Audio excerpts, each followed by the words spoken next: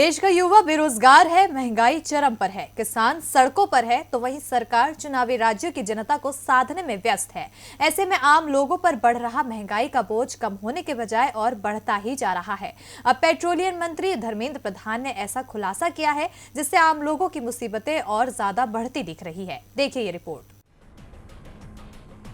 लोकसभा चुनाव 2019 के लिए घोषणा पत्र जारी करते समय पीएम मोदी ने कहा था, हमारा मन साफ है, वन मिशन वन डायरेक्शन।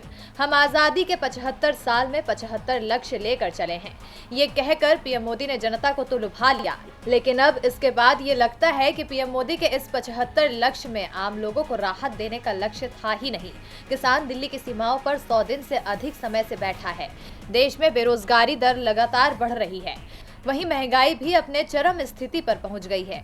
ऐसे में 75 लक्ष्य लेकर चलने वाली सरकार महंगे पेट्रोल डीजल से राहत देने के लिए कदम कब उठाएगी? और पेट्रोलियम मंत्री की ओर से हाल में जिस तरह की जानकारी दी जा रही है वो ये साफ दर्शा रहा है कि सरकार अपने लक्ष्य से भटक रही है। दरअसल सोमवार को पेट्रोलियम मंत्री धर्मेंद्र प्रधान ने कहा कि पिछले 7 सालों में गैस सिलेंडर की कीमत दोगुनी होकर 819 रुपए प्रति सिलेंडर हो गई है, जबकि डीजल पेट्रोल पर टैक्स कलेक्शन में 459% की बढ़ोतरी हुई है। धर्मेंद्र प्रधान ने ये बात लोकसभा में एक सवाल के लिखित जवाब में कही है। धर्मेंद्र प्रधान ने बताया कि 1 मार्च 2014 को 14 किलो 200 ग्राम के घरेलू गैस सिलेंडर की कीमत 410 रुपए 5 पैसे थी।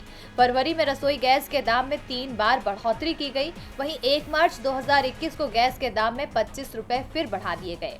घरेलू सब्सिडी वाले सिलेंडर की कीमत में पिछले कुछ महीनों के दौरान बढ़ोतरी हुई है। इसकी कीमत दिसंबर 2020 में 594 रुपए प्रति सिलेंडर थी और अब 819 रुपए है। पिछले कुछ सालों में कीमतों में हुई बढ़ोतरी से रसोई गैस और पब्लिक डिस्ट्रीब्यूशन सिस्टम यानी पीडीएस केरोसिन ऑयल पर भी सब्सिडी खत्म हो गई है। पीडीएस के जरिए गरीबों को बेचे जाने वाले केरोसिन की कीमत मार्च 2014 की 14 रुपए 96 पैसे प्रति लीटर से बढ़कर इस महीने 35 रुपए 35 पैसे पर पहुंच गई है। बता दें कि रसोई गैस के साथ ही पेट्रोल डीजल के दाम में भी काफी बढ़ोतरी की गई है। ऐसे में पेट्रोलियम मंत्री धर्मेंद्र प्रधान ने कहा कि केंद्र सरकार का पेट्रोल, डीजल, एटीएफ, प्राकृतिक गैस और कच्चे तेल का कुल संग्रह 2016-17 में 2.37 लाख करोड़ से बढ़कर अप्रैल-जनवरी 2020-21 के दौरान 3.01 लाख करोड़ हो गया है।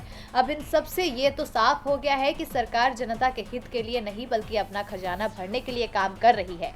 ऐसे में आने वाले समय में जनता को राहत के बजाय और मुसीबत बढ़ने का डर जरूर सताने लगा है। लाइव की रिपोर्ट।